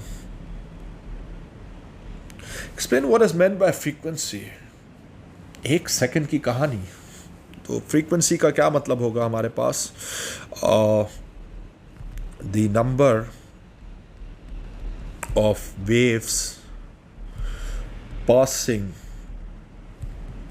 A point in exactly 1 second, या ये भी कह सकते हैं number of oscillations happening in exactly 1 second. 1 second, ठीक है। State the name of the waves in this spectrum that have the greatest frequency. Okay, so apparently आपको सबसे पहली चीज जो इंपॉर्टेंट है वो ये पता होना चाहिए। पहले एक बीच में एक बनाओ ये डायग्राम, एक ब्लॉक बीच में, 3 ब्लॉक्स लेफ्ट साइड पे बना दो इस तरीके से, 3 ब्लॉक्स राइट साइड पे बना दो इस तरीके से। बीच में आपके पास होगा विजिबल, यहाँ पे विजिबल लाइट होगी। विजिबल में हमारे पास जो होगा, यहाँ पर हमारे पास आ जाएगा विबग्योर। विबग्योर रेड के बराबर में होगा इंफ्रारेड। इंफ्रारेड के बराबर में क्या होता है, माइक्रो वेव्स। माइक्रोवेव्स के बराबर में क्या होता है, रेडियो वेव्स। वायलेट के बराबर में क्या होगा, यूवी। यूवी के बराबर में क्या होगा, एक्सरेस। एक्सरेस के बराबर में क्या होगा, गैमा। अब सबसे इंपॉर्टेंट चीज है कि इस डायग्राम में अगर आप राइट साइड पे जाओगे तो आपके पास जो है lambda increases which is the wavelength increases. और अगर आप इसमें इसी डायग्राम में अगर आप लेफ्ट साइड पे जाओगे तो फ्रीक्वेंसी इंक्रीजेस। तो इसी ईएम स्पेक्ट्रम में सबसे ज्यादा फ्रीक्वेंसी किसकी है, आप बताओ मुझे। गैमा की है ऑब्वियसली। सो गैमा रेस हमारे पास होने चाहिए, gamma radiation, gamma rays. X-rays are used in hospitals to produce an image of broken bones. Explain how this is done. You may draw a diagram if you wish. Okay. तो अब इसका diagram हम लोग बनाते हैं। अब इसका diagram कैसे बनाते हैं। तो सबसे पहली चीज़ है हमारे पास है, पहले मैं कुछ पॉइंट्स इधर लिखना चाह रहा हूँ। X-rays pass easily through flesh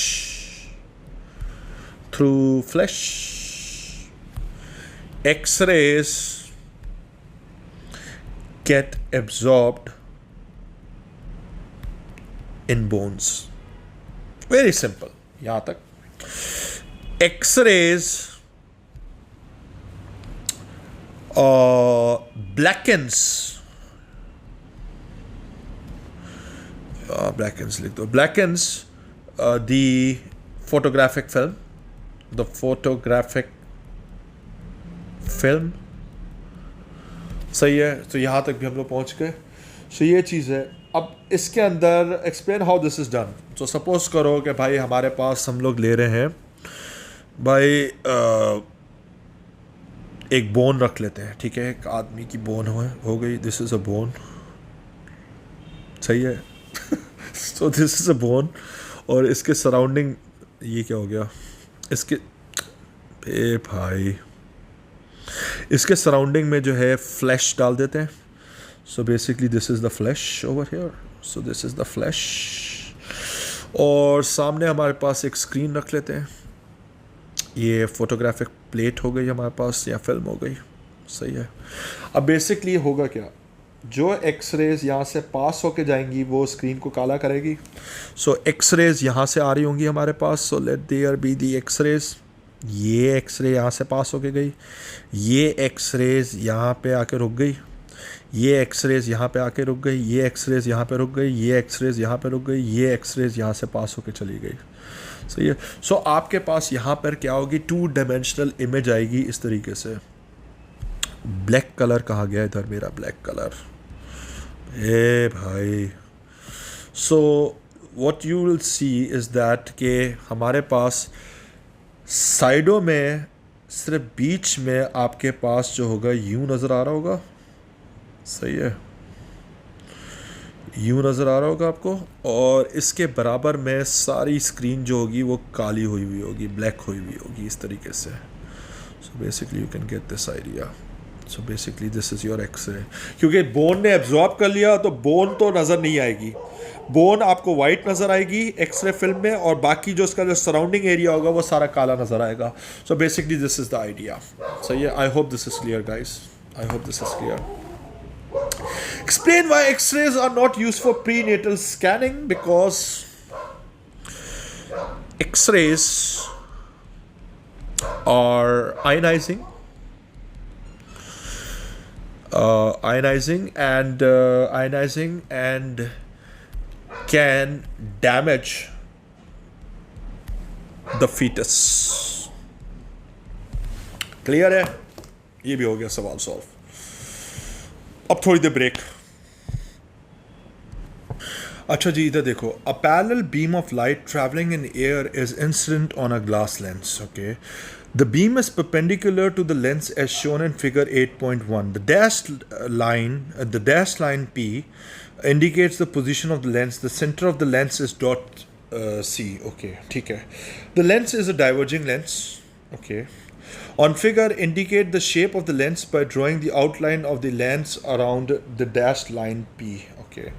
So basically it's a diverging lens. तो diverging lens का जो shape होता है वो कुछ इस तरीके से होता है.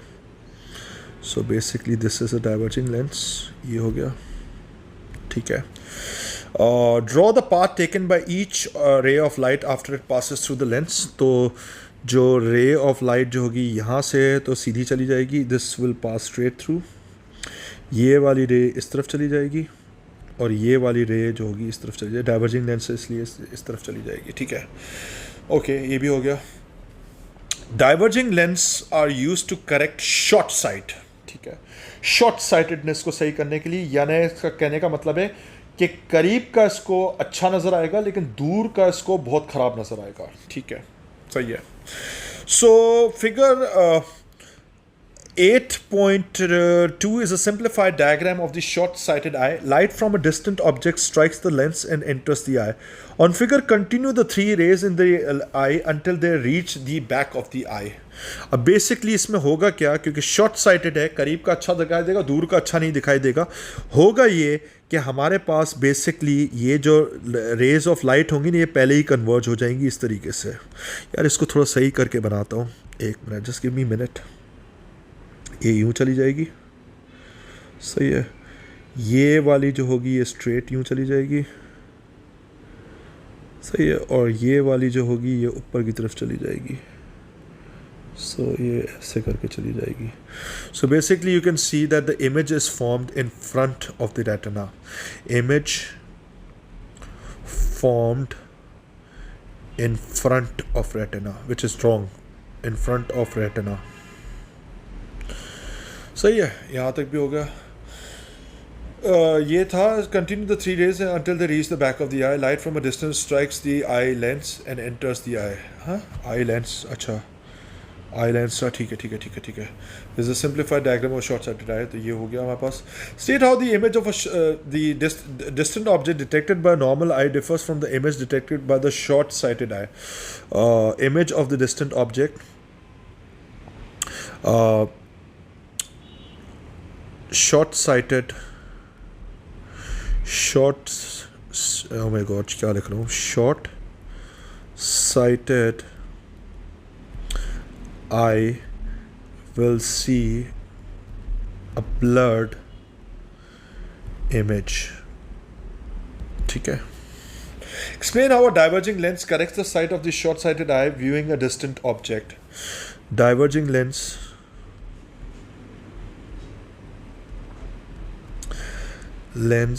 will spread out the rays received from distant object, which then correctly converges on the retina। यहाँ तक भी पहुँच गए। The focal length of the diverging lens is 4 centimeter। Okay, हमारे पास सेंटीमीटर्स में मार्क करके दिया हुआ है कि एक छोटा जो है ब्लॉक है वो 4 सेंटीमीटर के बराबर है, 1 centimetre. An object of height of 3.5 meters placed 6 meters from the center of the lens। Figure is a full scale drawing diagram drawn on a grid on which the dashed line represents the lens and the arrow O of the object। By drawing an on figure, find the position I of object O। अच्छा, diverging, अब मसला ये है, सबसे बड़ा important चीज़ ये है कि ये डाइवर्जिंग लेंस का सवाल है। अब डाइवर्जिंग लेंस जो है हमारे पास सिलेबस से ही आउट है, तो ये तो हमारे पास सवाल ही नहीं बनेगा इसका। बस इतना, बस ये यहाँ तक तो ठीक था, लेकिन हम लोग डाइवर्जिंग लेंस के ऊपर हम लोग ये नहीं कर सकते क्योंकि कन्वर्जिंग लेंस के हमारे पास सवाल रहते हैं, सिलेबस में चेंजेस आ चुके हैं। Explain whether the image produce is real और वर्चुअल। इमेज इज किस पे, whether the image is virtual. एक चीज़ और याद रखना, डाइवर्जिंग लेंस में हमेशा इमेज वर्चुअल बनेगी चाहे कुछ भी हो जाए, सेम साइड बनती है इसलिए। लेकिन ये हमारे सिलेबस में नहीं है तो इसलिए मैंने ये वाला पार्ट तो 4 मार्क का काट दिया आपके लिए, ठीक है। On the grid in figure 8.3 write N E in a position from which I can, ये छोड़ दो, ये भी नहीं है आपके पास। लीनियर मैग्निफिकेशन है लेकिन हम लोग इसमें यूटिलाइज नहीं करेंगे क्योंकि ये सवाल में फिर हमारा सवाल ही नहीं बन रहा वाला।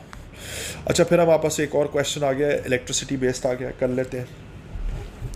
A 4.5 volt battery is connected in a circuit with an ammeter, a light dependent resistor, and a 1800 ohms fixed resistor. Figure 6.1 is a circuit diagram. The light incident on the LDR causes its resistance to be 9000 ohms। Okay, so initial इसकी resistance है 9000 ohms, ठीक है। Calculate the total resistance of the circuit. Piece of cake है, आपके पास 2 resistors हैं parallel में लगे हुए हैं।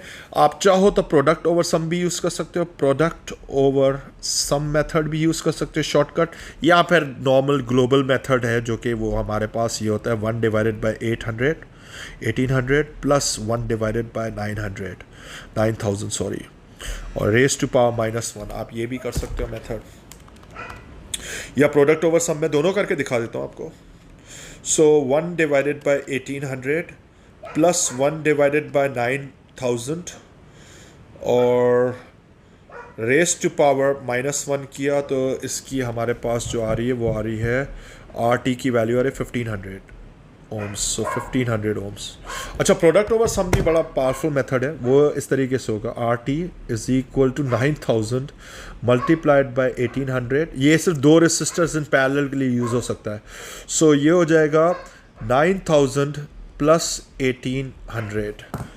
सो ये हो जाएगा 9000 multiplied by 1800 divided by brackets में 9000 plus 1800. You can clearly see that. एक मिनट, थोड़ा सा फ़र्क क्यों आया इसमें आंसर में. 1 डिवाइडेड बाई 1800, पहले वो पिछला वाला मैं चेक कर रहा हूँ पहले, प्लस 1 डिवाइडेड बाई 9000, ब्रैकेट को क्लोज किया, रेज टू पावर -1 किया, 1500 आ रहा था. और जब मैंने ये वाला मेथड यूज़ कर रहा हूँ तो इसमें थोड़ा सा डिफरेंस क्यों आया था मेरे पास. 9000 multiplied by 1800 divided by 9000 plus 1800, same आ रहा है, 1500 ही आ रहा है. My mistake. सही है. सो वेरीफाई भी कर लिया मैंने, दोनों तरीके से कर लिया. The reading on the ammeter. Okay, combined resistance है, एमीटर रीडिंग निकालनी है तो करंट निकालना है. So I is equal to VT, total VT over RT. अबे भाई क्या हो गया डॉग को, एक मिनट जो गाइस. अच्छा जी गाइस, सो VT की वैल्यू हमारे पास कितनी थी, वो थी 4.5, टोटल वोल्टेज 4.5 और कंबाइंड रेसिस्टेंस है 1500. सो करंट आ जाएगा आपके पास 4.5 divided by 1500 and that should be equal to 3 into 10⁻³ amperes, या बल्कि एम्पियर्स में जवाब मांगा था तो एम्पियर्स में ही जवाब दिया मैंने इसको.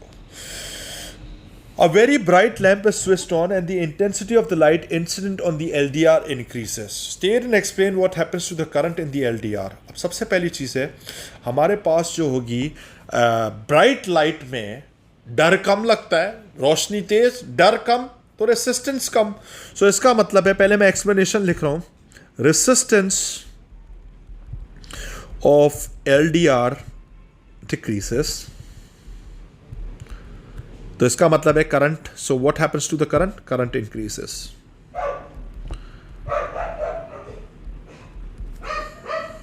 Next step, state and explain what happens to the current in the 1800 ohm resistor.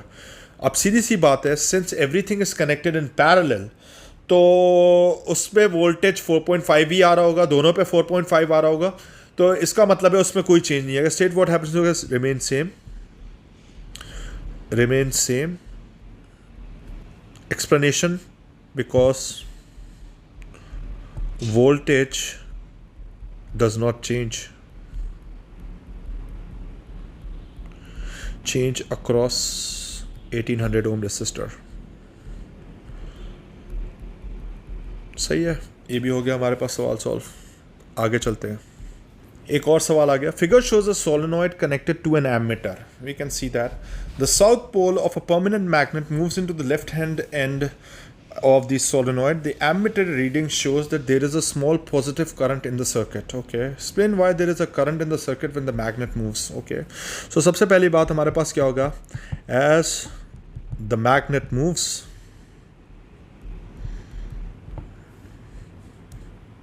मैं पॉज करके लिख रहा हूँ, इधर देखो, इसका आंसर मैंने बड़ा इंटेलिजेंटली बनाया.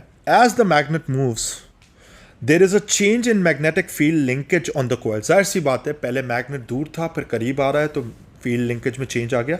Rate of change of magnetic field linkage induces a voltage which leads to a current flow. यानी इधर हमारे पास इन दोनों पॉइंट्स पे वोल्टेज इंड्यूस हुआ होगा, जिसकी वजह से इसमें करंट फ्लो हुआ. एमीटर था तो रीडिंग आ जाएगी. When the magnet is inside the solenoid, it stops moving. It is then pulled back out of the solenoid. What happens to the ammeter reading as the magnet moves out of the left-hand end of the solenoid? हमारे पास ये होगा, the change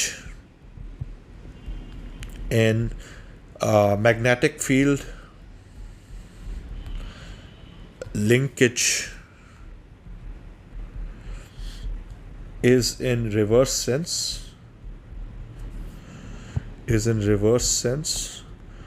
So deflection on ammeter is in opposite direction. ठीक है. ये भी हो गया।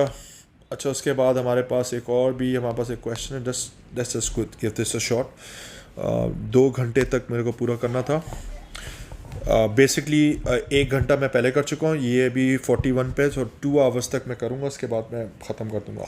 The power supply in an electric circuit is a battery of electromotive force 12 volt. State 2 ways in which the EMF of the battery differs from that of an alternating current AC power supply.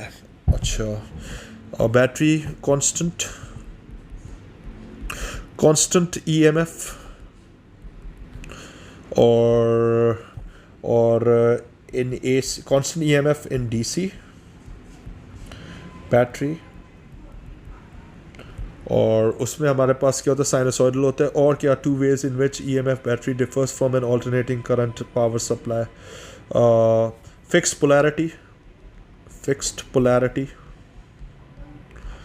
polarity in a battery. सही है।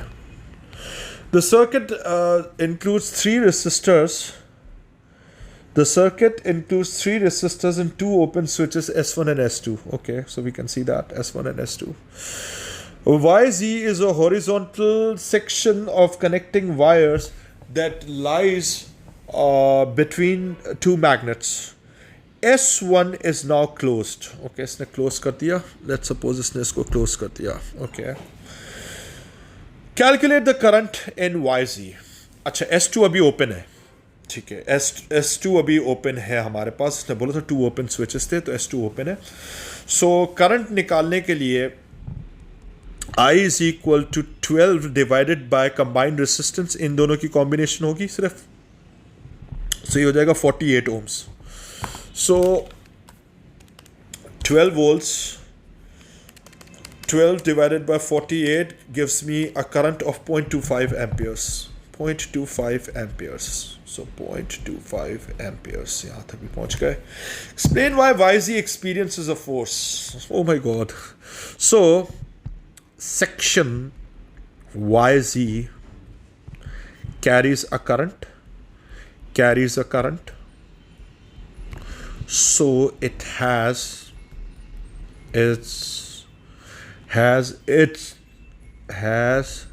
its own magnetic field.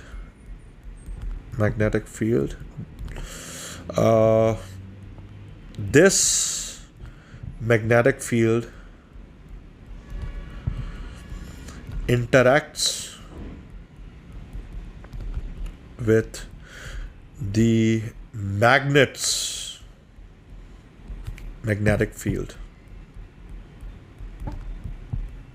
ठीक है, ये हो गया आपके पास जवाब। Next, tick the box which describes the direction of the force on YZ. अब सबसे पहली चीज़ है, हमारे पास करंट को ट्रेस करना पड़ेगा। करंट जा रहा है, यूं करता हुआ जा रहा है, तो ये यूं जा रहा होगा, तो ZY डायरेक्शन में जा रहा है। आप Fleming's left hand rule use करो, नॉर्थ टू साउथ पहली फिंगर को एम करो, मिडिल फिंगर लेफ्ट हैंड से करना होगा, मिडिल फिंगर को Z टूवर्ड्स Y करोगे तो आपके पास फोर्स आएगी downwards.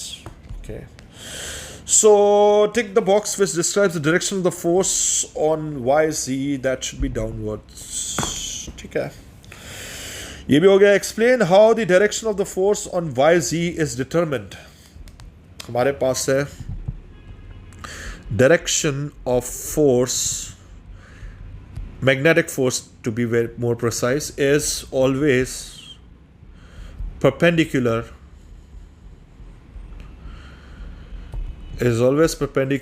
to the direction of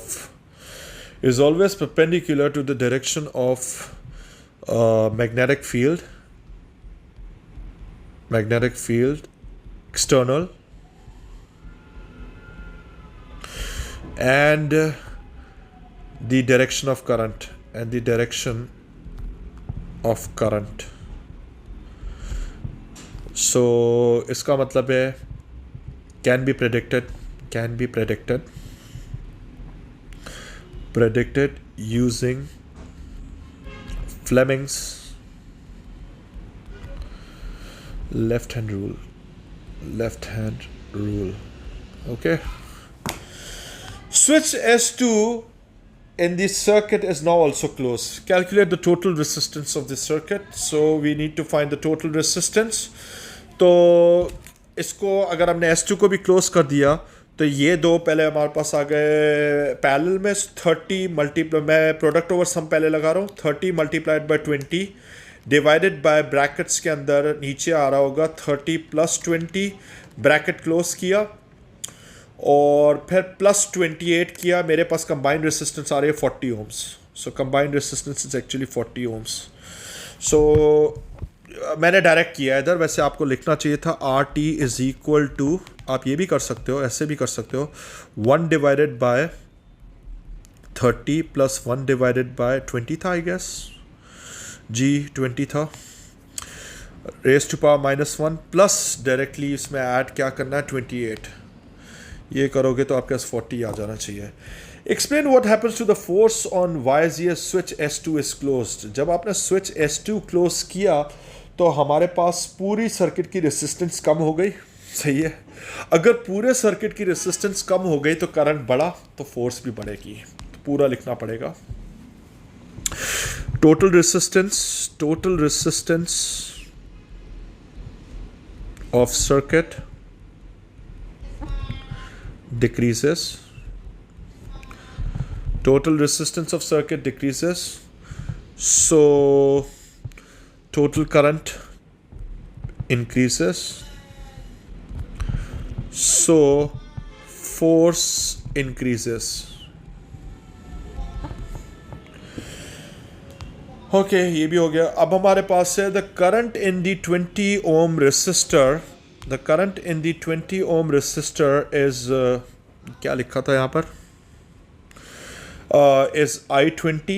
The current in the 30 ohm resistor is I30. Okay, state a value for the ratio I20 over I30. ये ratio निकालना है हमें. ओके, सो बेसिकली हमारे पास अगर रेशियो निकालना है I20 ओवर I30, ठीक है. सो इन दोनों में जो हमारे पास है, अगर मुझे इसका रेशो निकालना है करंट का, तो इसका रेशो जो होगा वो हो जाएगा हमारे पास, भाई सीधी सी बात है, इट मेक्स सेंस कि जितनी ज़्यादा रेसिस्टेंस होगी उतना कम करंट होगा. इसका मतलब ये है कि इन पे वोल्टेज सेम रहेगी. सो हम लोग एक काम कर सकते हैं, V divided by 20 divided by V divided by 30 कर सकते हैं. वोल्टेज सेम रही, कैंसिल आउट हो गया, तो इसका मतलब है ये ओम्स में था. So finally 30 divided by 20, so basically 3/2 ये आएगा रेशो, 3/2. यानी 3/2 आप जो है इसको डेसिमल में भी कोट कर सकते हो, which is actually equal to 1.5. So there you have it, this is the ratio. ठीक है, आगे चलते हैं. ये सवाल देखो, figure shows the main parts of a nuclear reactor. Well we can see that moderator है, फ्यूल रॉड भी है, कूलेंट भी है, कंट्रोल रॉड भी है, जो भी है. The fuel rod contains uranium-235 which can undergo nuclear fission. Okay, describe the process of nuclear fission that occurs in the fuel rod. Your description should include the role of neutrons in the process. Slow neutron is captured by U-235. U-235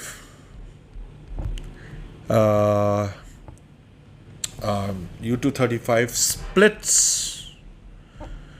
into two almost equal fragments of barium and krypton. So yeah, and 2 or 3 neutrons.